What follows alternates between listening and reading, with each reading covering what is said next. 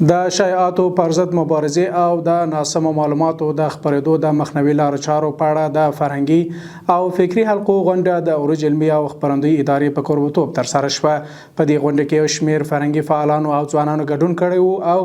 د شایعاتو د خپرولو د ناوړه پایلو پر عامه افکارو د هغو د اغیزو او د ټولنیز ثبات پر اهمیت بحث او د نظرونو تبادله وکړه. ګډونوالو د عامه افکارو په جوړولو کې د رسنیو او ټولنیزو شبکو مهم رول ته په اشاره سره ټینګار وکړ چې اوازې او ناسم معلومات په ډیرو مواردو کې د بهرنیو کړیو او جریانونو له لوري د ځانګړو موخو لپاره طرحه او خپریږي څو د خلکو ذهنیتونه منحرف کړي، په ټولنه کې د بې باورۍ فضا پراخه کړي او ټولنیز یووالی او همغږي زیانمنه کړي. همونطور که استاد گفت جنگ فکری هست. شاید شما هم کتابای جنگ فکری رو تعقیب بکنید. این زرق و برق ظاهری که آمریکایی‌ها و اروپایی‌ها و در کل کفار برای ما مسلمان‌ها نشان میده و یا توصیه میکنه، ما شما در قضیه غزه فهمیدیم که اینا همه دروغ است. حقوق بشر دروغ است، مدافع زنها دروغ است، مدافع زن اسلام است. کرامت زن را اسلام گفته، قرآن گفته، زن را گفته حجاب داشته باش، زن را گفته کسی به او تجاوز نکنه، زن را گفته که مهر به او پرداخت بشه، حقوق از او به او پرداخت بشه، نفقه از او به او پرداخت بشه. اسلام نگفته زن بره سرباز بشه که به بدبختی و فلاکت بیفته در دشت‌ها و در صحراها و در به اصطلاح پاسگاه ها و پسته ها باشه. او زحمت است برای زن را اسلام در رفاه قرار داده، در آسایش قرار داده، گفته یک مرد تمام نفقه تو رو باید پرداخت.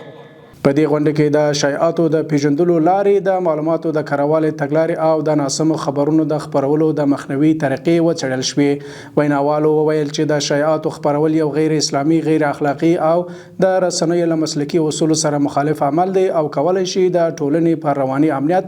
او عام باور پراخ منفي اغیز ولري. ګډونوالو همدارنګه د شایعاتو پر ضد په مبارزه کې د ځوانانو رول مهم وباله او ټینګار یې وکړ چې ځوان نسل باید د رسنیز پوهاوي په لوړولو سره له تایید نشویو معلوماتو له بیا خپرولو ډډه وکړي او د هغو هڅو پر وړاندې هوښیار پاتې شي چې د عامه افکارو د بېلارۍ کولو لپاره ترسره کیږي.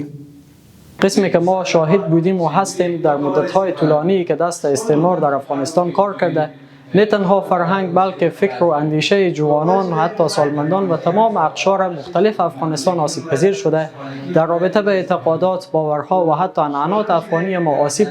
وارد کردند و امروزه این مسئولیت همه ما و بخصوص قشر جوان این سرزمین تا به مقابل علیه تهاجماتی که صورت گرفته ما به پا بخیزیم، از ریشه از عمق غذایار مطالعه کنیم و مشت آهنینی بر علیه استعمار و بر علیه توطئه هایی که علیه اسلام و مسلمین دارن باشیم. و امروز ما میبینیم که تمام جوامع غربی و جماعت کفری دست به دست هم دادن برای نابودی دین مقدس اسلام و